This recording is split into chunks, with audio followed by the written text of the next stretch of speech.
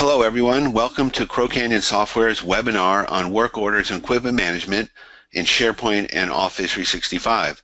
Crow Canyon Software has been around almost 20 years building business applications for organizations around the world.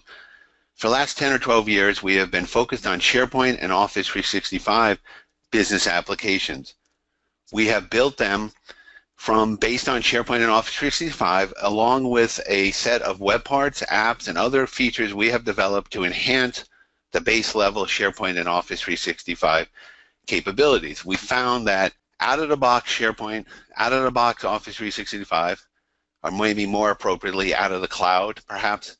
But anyways, the base level Office 365 and SharePoint have a certain set of features, but there's a certain limit you reach as far as what you can do with application development.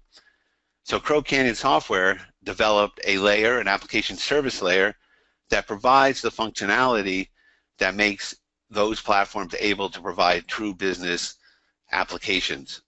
And we have a number of them. We have quite a few: IT help desk, asset management, onboarding, purchasing, contract renewal. But the one we're focusing on today is facilities and work order management along with equipment management. So we'll get into that in a moment. We are focused, as I said, entirely on building SharePoint and Office 365 applications. There's SharePoint 2013, SharePoint 2016 on-premises. We also have SharePoint 2010 applications, though those do go way back. The SharePoint 2013, 2016 on-premises are built on web parts that we developed along with the SharePoint platform. We also developed another set native to Office 365 of apps, 100% native to Office 365, a set of apps that will provide the functionality similar to what's on premises, but in the Office 365 world.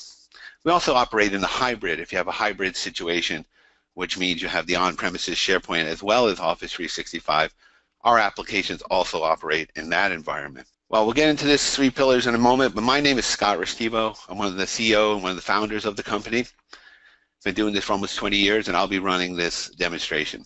What we want to talk about here is some elements of application design and how that impacts what we're providing in the facilities, work orders, and equipment management program.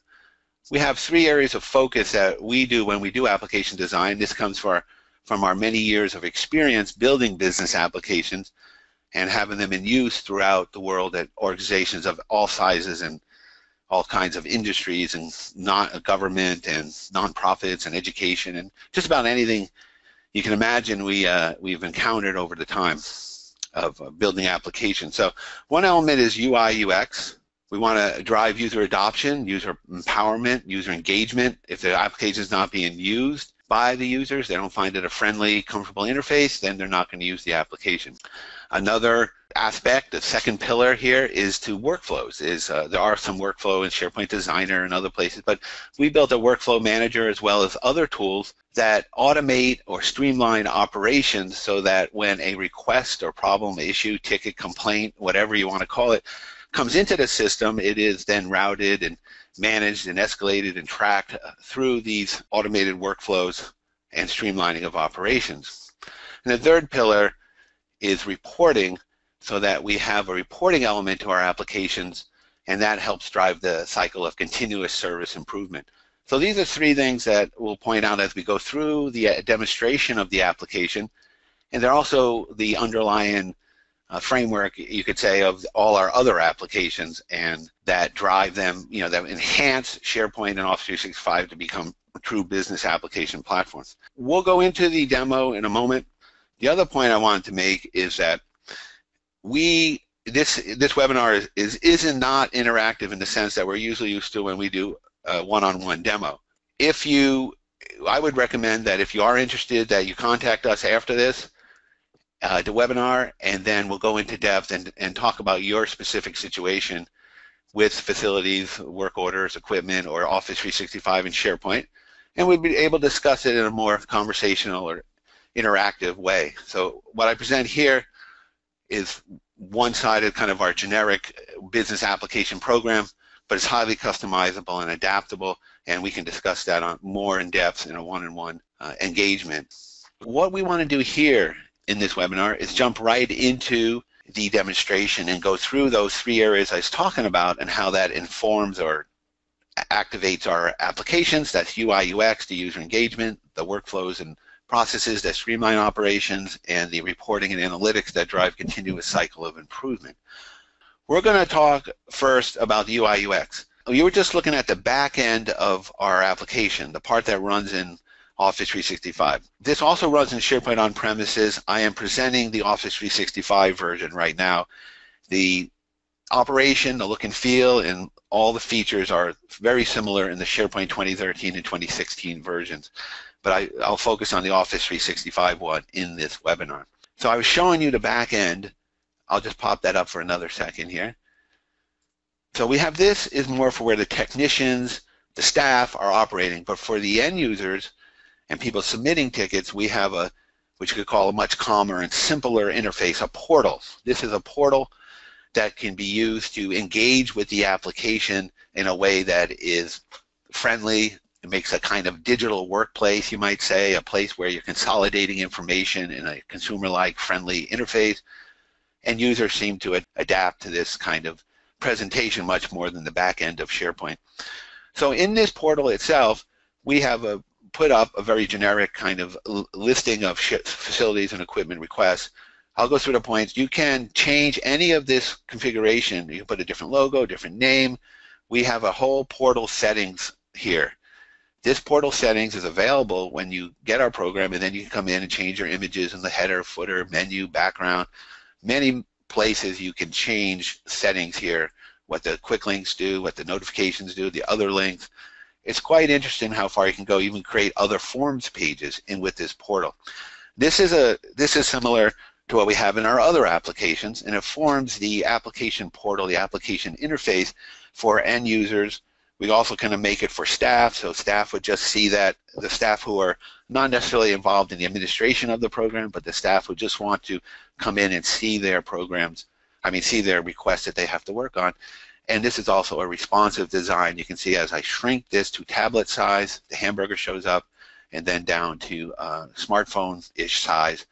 It also changes and adapts to that modifications of the different browser size, the different browser sizes. So it makes a good way to provide mobile capabilities for people to submit, view, submit or view work orders, and search a knowledge base. Now there's also other designs that can be enacted on this type of portal. Here's one that I'll show you just as an example. We can configure these quite different ways. Get that bigger. Quite a different way. So here's one that's very similar to what we had in terms of the structural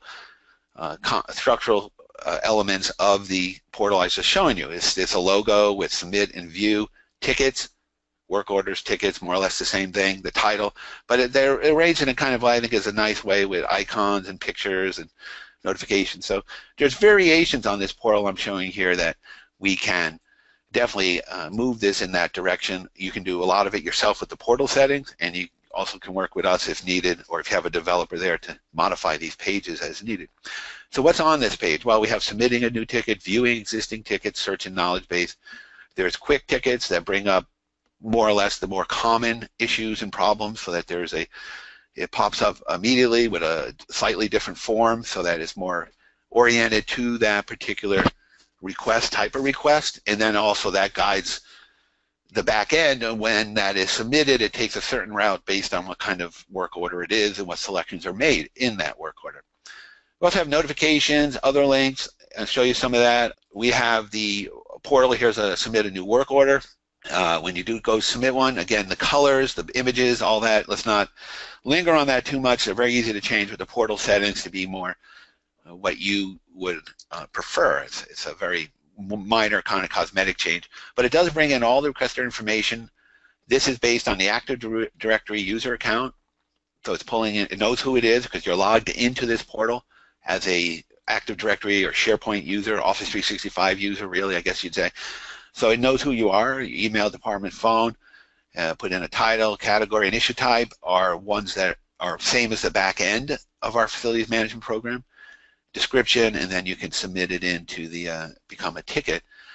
You can also view existing tickets that have been submitted, open them up and take a look at them.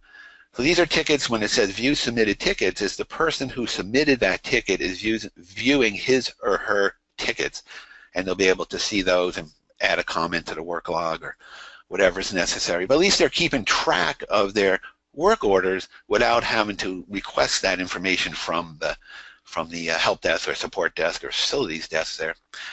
So that is a way to keep track of that. This is where the requester is all this admin account. That's who submitted these tickets. That's who I'm logged in as. And you can also sort and group it here. And there's also the possibility to search a knowledge base and other information that's there. You can search a knowledge base. Maybe you want to learn how to do something. We also have a services page. This grounds, housekeeping, repairs comes from the portal. These links right here, if you click grounds, it comes up to information here that could be very useful to your whatever request or whatever the user is interested in. And so the idea is to make this kind of user-friendly portal for people to come in and find information, submit tickets, see their existing tickets, and work from that end. So that's one of the many possible ways in our system to create tickets. And this can be, as I said previously, customized to your particular situation and requirements. Moving beyond this portal, I wanted to point that out as one of our UI UX elements. We'll now go to the back end here and see what happens when the ticket is submitted. So the end users are engaging with that portal, submitting, viewing. The staff and people working on the tickets would be more engaging with this back end. It's more involved because there's more need for that kind of interface when you're dealing with the resolution and tracking and management of the work orders and the equipment. So we'll get into this. We'll focus on this from this point forward. Again, if you want to see anything more about the portal and how flexible and capable it is, we can go into a more of a one-on-one demonstration of that. Again, that can also be used in our help desk, in our purchasing, contract management. It's quite a useful feature. So now we'll go into the back end. Here we have work orders, equipment. We have the portal. You can get to the portal from here. We just looked at that. Knowledge base, report center, and the equipment list. We always make our interfaces configurable. You can change the logo, colors. We have this quick launch that comes in and out. We can also go to the traditional SharePoint look and feel. This is based on programming we did to make it more like the Office 365 and Azure type interfaces that Microsoft is going toward. We put up our tiles and dials here. What the numbers, what is shown here is configurable quite easily on the back end in our application administration and our other tools. What report goes here if you want to report. And any configuration on this page is quite flexible and configurable easily. And we also have an application administration with this wrench right here. You can go in and make numerous changes to the application to have it present in the way you want. So one thing with our application versus, say, a SaaS solution, web-based solution, we have found is that the configurability is very, very strong in ours. And not only do we use the native Office 365 capabilities, we also have a set of applications or apps in the Office 365 world or add-ins that allow you to control what the forms look like, what the workflows do, what the reports are, what cascaded lookups are there, what's in the content of the list, many, many ways to configure this program at the administrative level. These are things you don't see in a web-based SaaS solution because they're servicing so many customers, they have to restrict the amount of configurability. We also can interact with other databases and can make connections. So it's a very flexible and configurable program, and we can help you with that, as well as it's quite easy to learn to use the administrative tools we have. There are no coding. It's just a matter of settings and clicking boxes and things. So let's look at the list of work orders and get into the meat, sort of the meat and potatoes of this. So we have a list of work orders. Work orders come in. Now, when a work order is created, such as through that portal I was showing you, or we also can take emails coming in, and emails will be converted to tickets. We also have ability, you can set up a web form that people don't log into, maybe customers would, you just want to type it in. We also have ability, of course, people can come in here and create into this back end and create a new item also. So when it comes in, now we're moving from UI UX to the workflow part, and the workflow part says when a new ticket is created, when a new work order is created, new ticket, new issue, new request, whatever, we can take certain steps based on criteria or conditions in the item itself. So if it's a particular category, or from a particular location or a particular type of problem, then it can be routed in different ways. The point, it could be just simply every ticket is one group is informed, or it could be different groups are informed on different categories of tickets. So really, it's quite flexible, even to the point of not just informing the end user and the staff, it also can automatically assign it. It could set up an approval process. It could set a due date. It could create a set of subtasks. This is our workflow manager, the middle pillar we're talking about of workflows, where we're streamlining and automating operations. So, and throughout the life of the work order, this same kind of process goes on, where if it hasn't been dealt with in a certain amount of time, or there's alerts that a due date is coming, many ways to make that work order issue not just be a static entity sitting there as a list with no activity around it, but to become an active element that is being moved along automatically. And if it's not being addressed, then it's being informed. People are being informed of that. And that's a big difference between emails and spreadsheets or paper forms. I think that's obvious. So let's go look at one of these issues here that came in. Presumably someone's been informed, the end user's been informed, somebody's coming in here and they're looking at it and they're going to take some kind of action. So our form is set up, and this again is set up in our forms manager with the tabs, configurable as to what you want on the tab, what the name of the tabs, what columns are on the tab. But let's go through this. There's a title at the top, there's a ribbon, there's standard SharePoint functionality here, but there's a number of actions that we've added, and we can expand this, and sometimes in custom type facility situations or equipment situations, we're adding more that are specific to that industry or particularly that customer. So, but here's some basic ones such as print, send out an email, so you can have an email communication that is recorded in the ticket itself with the end user. You can close it, assign to someone, assign to yourself, and a few other things. Then in the main body of the work order itself, there are the tabs. The tabs have the different information on them. And this one, we have a general tab with a title, the location. It wasn't selected here, but you could have a drop list of locations, buildings. You can have these cascade in to say, okay, building number 1 has 5 or 10 or 25 offices, whatever. And that would be, because you selected building 1, then you have the 25 offices to choose from. Category, issue type, these also are cascading and help guide the automatic assignment of the ticket. Description could have a word or link or image in there. Requester, and then we have a staff tab where it's assigned, what's the status, the source of it, the priority, due date. There's a knowledge base, articles, related items such as this is where we start to tie into the equipment. So this work order is about a piece of equipment. It could be any kind of equipment. We'll go into that more depth a little bit later in this webinar when I get into the equipment section. But just to point out, it could be any kind of equipment. It could be heavy equipment, furniture, factory equipment. It could be just about anything. Even athletic equipment has been sometimes used. Email history. And another good one is what tasks are associated with this work order, so that there's subtasks for this work order. It may be that you have to do something, several things that are related to finishing it. It becomes kind of a mini project, the work order. Other times there's no associated task at all, and you may want to track time, how exactly long, who did what, when, and how long it took, and notes, and there's also the work log here. So if we're in edit mode, then these things are, of course, editable, and we can make changes and add entries and have different things show up.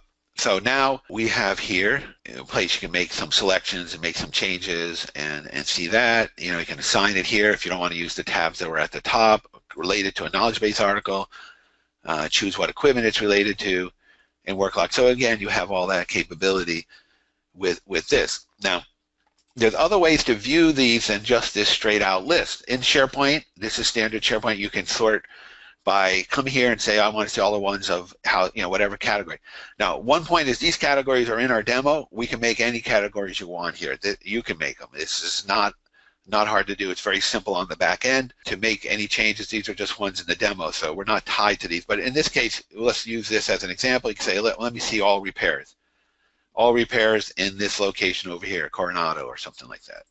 So you have these repairs, electrical repairs, whatever. So you can group and sort them quite easily by these filters that are right in the list and easily see what's going on. Another way to do the same kind of thing is with views. You say, I want to see every ticket by location. You can do it by any kind of criteria, of course, overdue work orders, whatever way, you can create these views quite easily. This is kind of standard SharePoint, and then you can see the information. We've dressed up the list a little so that you can have highlighted the title, it pops out more.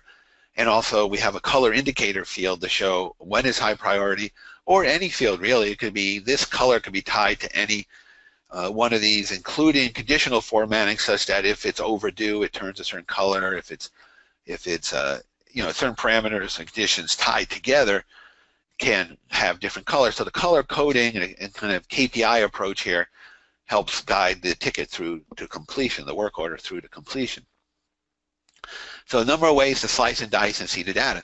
Now, another part of this is that, moving from the workflow area into more reporting and analytics, is that we have dashboards and reports that can show information in ways that are useful, visually engaging, and useful for the management of the ticket. So here's a manager dashboard that is showing some information about overdue tickets. It's paginated, so there's pages here, but we're showing different reports, staff load and open work orders.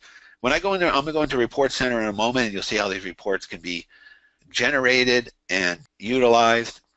So let's go over to Report Center. I'm just pointing out here in that dashboard that you can plop them in to different areas of the workspace pages in Office 365. So here we have a set of reports, work orders by location. I mean, all kinds of ways to slice and dice the data. And if you wanted to say, well, I don't want a pie chart there, you can go in and change this quite easily to another type of chart that maybe is more what you want to see here. So where's that work orders by location? So we can easily edit this and choose a different chart here for this. So we have a pie chart now, and we'll load up a, say, maybe a column or bar chart here. So instead, we'll go to a bar chart. Let's go to a column one, and we show the preview. It looks the same data is displayed in a different way. Rather than the pie chart, we now have this. I think that's a little bit more presentable, so I'm going to save that.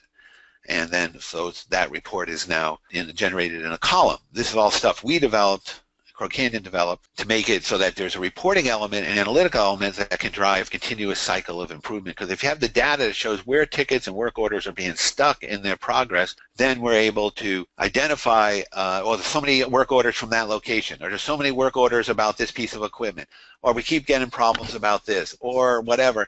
If you can identify those things and have the statistics and analytics to show that, then you can go back and make a case to management or whatever, or just whatever is needed to make the change to prevent that from happening and make the operations of your organization work that much more smoothly.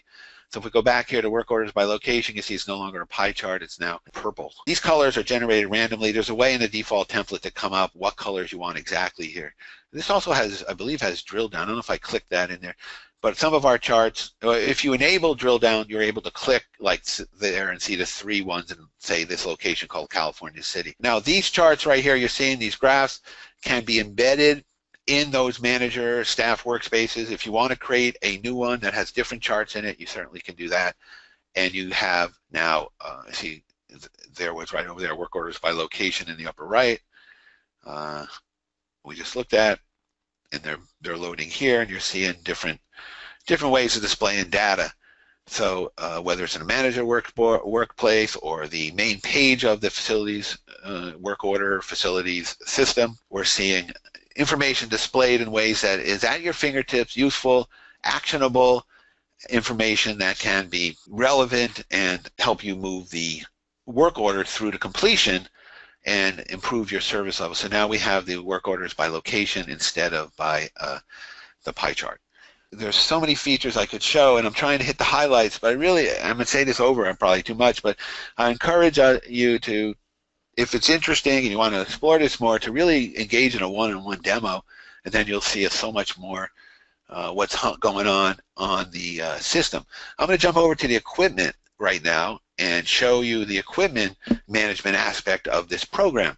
Quite extensive. We've done a lot of work with IT help desk and IT asset management organizations around the world, sometimes very critical assets at electricity generators, as well as more less intense kind of asset tracking programs. So we have extensive experience with this. And this is more or less one way to present this information. We can adapt it to your specific needs quite easily. So the work orders and equipment are interrelated there. In the sense that a work order could be about a piece of equipment. Quite often it is. Quite often it's about equipment not working properly or needing maintenance. So let's look at the list of equipment and see what we have here. Again, it's that kind of view of SharePoint with the highlighted title. We can make certain ones show up with different colors like we did in the other one. And a piece of equipment has much information about it. And we could sort this by category, by location, by other factors, by vendor. You know, where this equipment is located, or what vendor it came from, or what category it is, and that kind of thing. So we'll go back to all items and take a look at this one item right here. It's a rotary compressor, which HVAC category.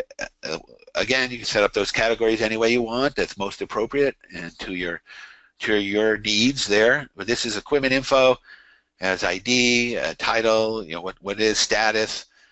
It has a picture of it. If you want a picture, you can get a picture of this thing, add that in. You can be info about it. It can link out to, you know, information at the this has a train compressor, just an example. And then you can see information about it. So you have instant access to a lot of information right there in the equipment. And I'm jumping over to the documents because that's sort of related to the same idea. You can get your contracts, warranties, and manuals associated with that piece of equipment. Contracts being leases, warranties, service agreements, those kind of things. So then location owner, who's using it? Where's it located? We have location, building, room, and this could be a cascaded lookup that say White House, Oval Office, for example. Financial could be a vendor, date acquired, invoice number, all that information can be recorded. I went to documents previously, and then support shows what work orders are associated with this piece of equipment, and maybe subtasks that aren't necessarily of the level of work order.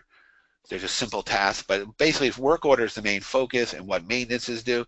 Again, as different pieces of equipment have different maintenance regimes, this program can be modified. We can add columns, we can add drop lists, we can add workflows that will make it adaptable to your particular situation. Say you need to change the air filter every July 1st. Well, that could be a recurring task that happens. It could be something where you need to change the oil after 30,000 miles, 30,000 cycles or something. So all that can be built in, and then those tasks can be automatically generated and sent out to the appropriate parties where they get assigned, and they become work orders that are in the work order system and have to be done. If they're not done, then there is continuous escalation and notifications that, hey, you know, you better change the oil before the engine seizes. That's the word, seizes, before the engine seizes. Okay, so say you had a new one, you know, and you're here, equipment, you got to do something here, make something up here about this piece of equipment. So we have a title, say the air pump seems faulty. Hopefully in the real situation it'd be different. So you can say whatever, building specific, it could be category, would be maybe repairs, but you'd set your own categories that make sense here. Maybe that's an equipment repair, and if something's going on, whatever description, air pump is leaking and noisy.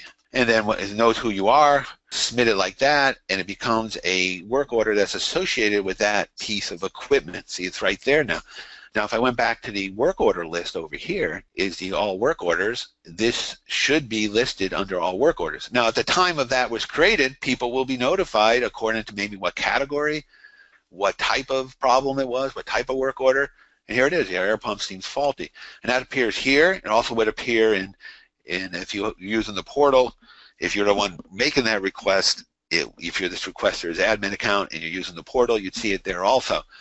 Now, as far as who works on it, well, that person would get notified, and they could also get the notification on their mobile device or tablet, and they would go and immediately know that there's a problem that they need to fix, and it's associated with this piece of equipment. Knowing what equipment it is, they can go and find it by the location or see. What's important here also is to see what other tickets have gone on. So if they look at the record of the piece of equipment, they can say, okay, there's been these other work orders and maintenance tasks done on it in the past, and who did it, when, and what the status is. You can open each one of these individually and take a look at them. And you have a run-in history of what it takes to maintain that piece of equipment and who has worked on it previously. And it could be, you know, a task might be in here like, oh, we decided to order a new gasket for this, so you know that the gasket's on order. that might not be a work order. It might be just that there's a task here that you know something's coming up, a new gasket's coming in next Wednesday or something. I don't know. It's I'm making these things up, but hopefully it has some applicability to your situation and your needs for facilities and work order and equipment maintenance. This kind of demo, it has to stay on kind of generic level, but let's look at the, you know, there's equipment here. Now, one thing is if you create a new equipment type, that can be a generic template. It could be a template. Say we have people who order 20 laptops at a time or 20 something or others. So they create one record, and that's able to be applied to all 20 so that you don't have to create, you have to fill in all those fields for each one individually. We have a list of vendors. You keep track of your vendors, who is supplying what equipment and what's their contact information, who's the main contact. You have contracts associated, and one good thing about this contract management piece is that the responsible person can be notified with our alerting tool within X number of days of the 30 days before, 60 days before the expiration. They can be informed. Now, as you can imagine, if you think about this for a moment, this contract management piece can stand on its own and be a contract renewal for any kind of contracts in your company. But in this case, we're applying that technology that we developed for contract renewal, that capabilities to equipment and work orders. We have that in our IT help desk. We have it in, we have a standalone contract renewal management. But the idea is that we're keeping track of leases, warranties, support agreements, service agreements, even domain names or software licenses in the IT world, so that they can be regularly renewed and everybody knows the cost, the status, who the vendor is. There's a report center specifically for equipment. This is a same idea like the other one, like the work order report center. You're generating reports on the equipment by department, by status, different information that we can do here to show graphically the equipment. There is one, I think, right here with a bunch of charts already set up. If you find these useful, you can set up any number of charts here and have a graphic display of the equipment rather than just a list of them. And a number of other documents, warranties, manuals, et cetera, can be kept in association with this equipment. One thing that also can be kept in this documents are invoices and purchase orders. So it's not just manuals and warranties, but it can be purchases and work orders. Now, what I want to do right now is go a little bit, I don't see any questions, so if you do have any, you can type them in. Otherwise, I'm going to jump right into some of the underlying capabilities of the program and what makes Crow Canyon's application so special on running on Office 365. What powers them up? What is the underlying capabilities that drive the UI, UX, user adoption, that drive the workflow and streamline operations? And what is the reporting analytics that drives the continuous service improvement, continuous cycle of improvement? So that, the end goal is to make your job easier, make your operations run more smoothly, get those requests and answered, the equipment maintained properly, and get off of old spreadsheets, email, paper forms that don't have the capabilities that Office 365 or SharePoint adapted with our technology, our application service layer, is able to do and bring that kind of efficiency into your organization. So let's look at what's going on under the scenes. There's a number. Okay. First, not to overwhelm, the way I got here is I clicked this wrench. This wrench is our application administration.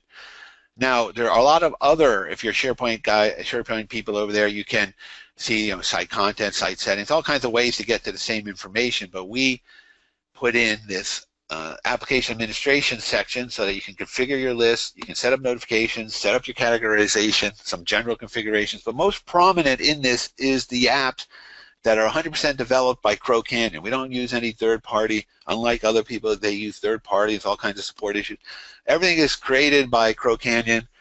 Everything is supported, enhanced. We're continuously evolving these apps into higher and higher levels of capability and functionality. We literally talk to hundreds, if not thousands, of IT and other professionals, and we're continuously getting feedback on what is needed out there in the field, as well as we go to a number of shows. We were just in DC, Omaha, Austin, coming up going to Minneapolis, and Denver. So these are all SharePoint and Office 365 shows where we're interacting with the experts, the Microsoft people, as well as other vendors, and staying fully on top of what's necessary to bring Office 365 into maximum capabilities. So in here we have a number of apps we have developed. Some of them are more prominent than others. There's Cascaded Lookup. There's a Forms Manager. Let me show you the Forms Manager. I think I have it up here somewhere. Where is it? One of these places. Oh, here. No, that's our Print Manager. Where'd that go? Well, I'll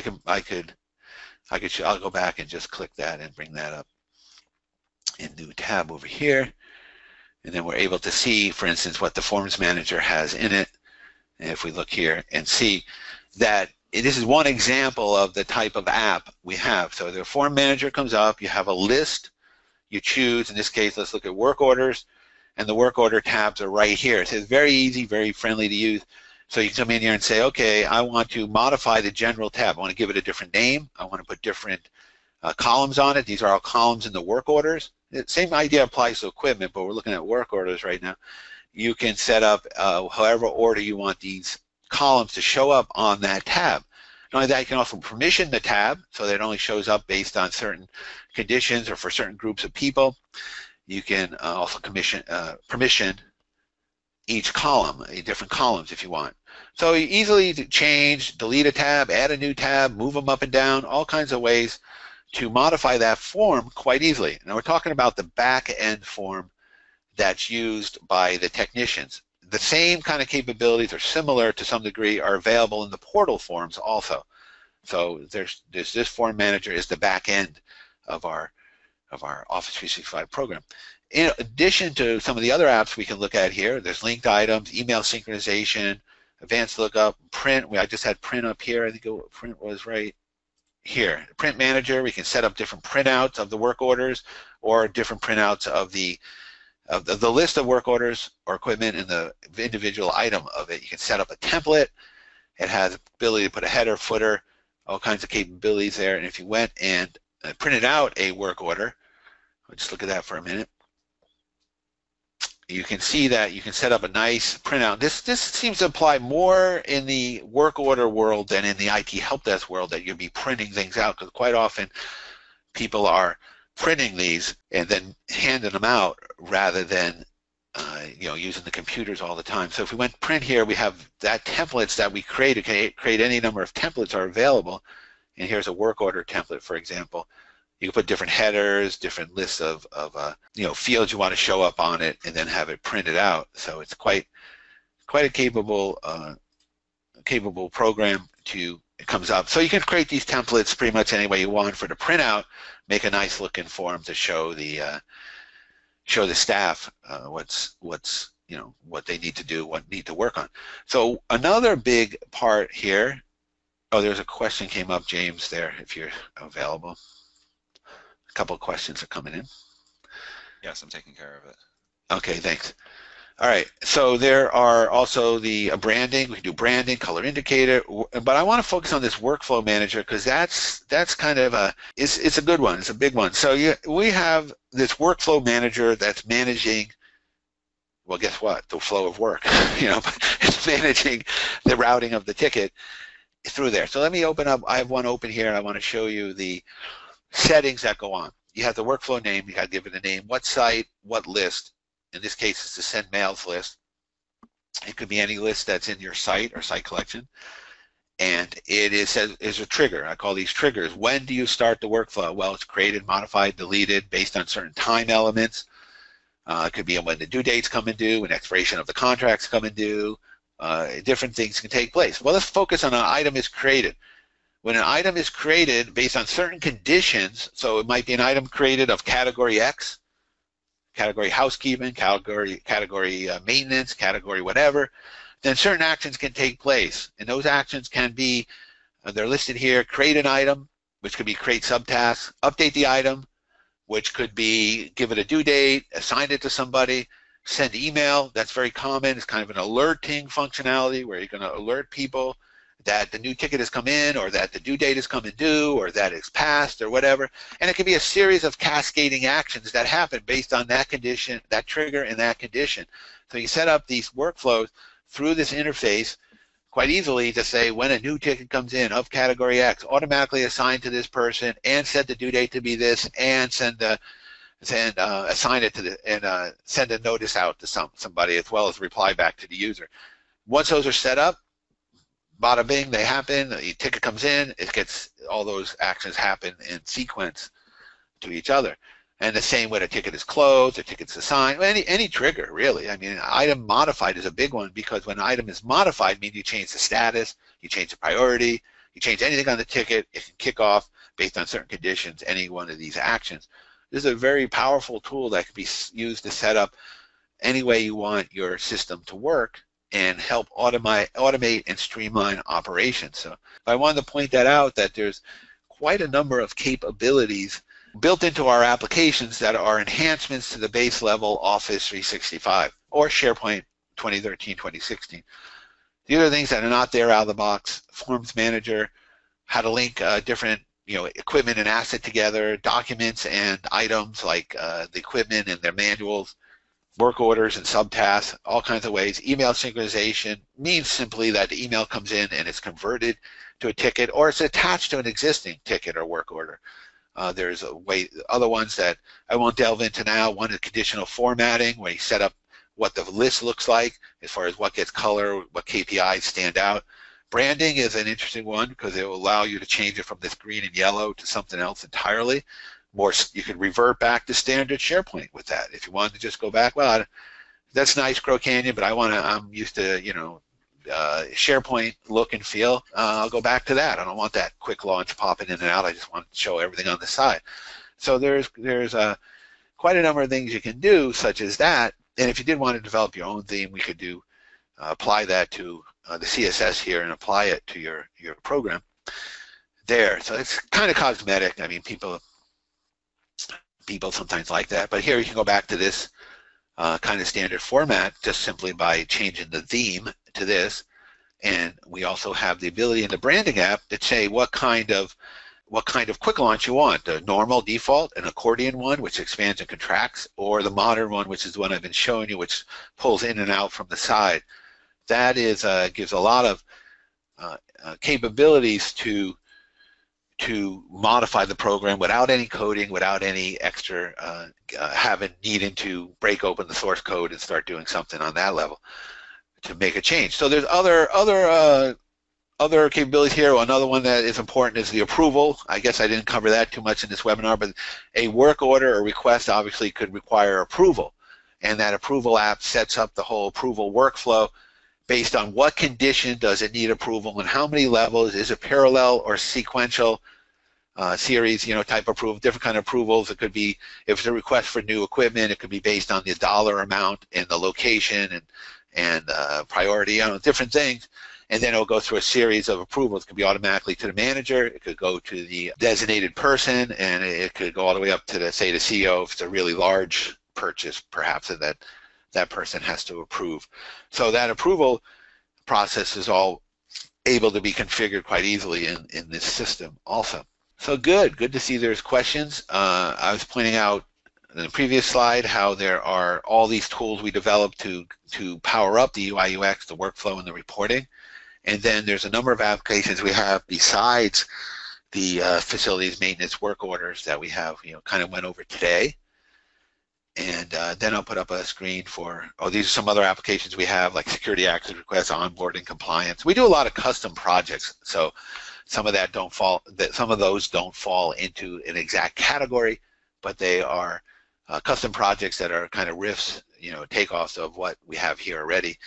And then to stay in touch, of course, the stay in touch slot. We can set up demos if people want to see things in more detail or ask specific questions and in real time with us. And meanwhile, I hope you enjoyed the demo and the webinar, and that it was useful for your purposes, and that it ignited or excited your imagination of what can be done with Office 365 and SharePoint, and that you'll get in touch with Crow Canyon and find out what else we do and how we can help you run your business or organization better, driving productivity, efficiency, and better operations for you guys. Thank you very much, and have a good day.